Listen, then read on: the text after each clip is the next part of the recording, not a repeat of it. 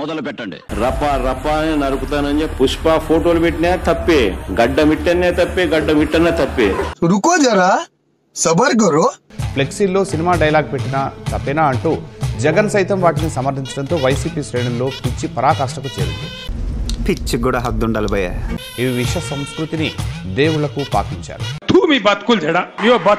కడప జిల్లా ఎర్రగుంట్ల మండలం పెద్దనపాడు గ్రామంలో ఏర్పాటు చేసిన ఓ గణనాథుని ప్రతిమ వెనుక భాగంలో 2.0 రపా రపా వైఎస్ఆర్ అంటూ రాశారు. పోతారు, మొత్తం పోతారు. అంతేకాదు ఆ కిందనే ఎరుపు రంగుతో గొడ్డలి గుర్తును పెయింటింగ్ చేశారు. ఏం చేస్తున్నావు నువ్వు?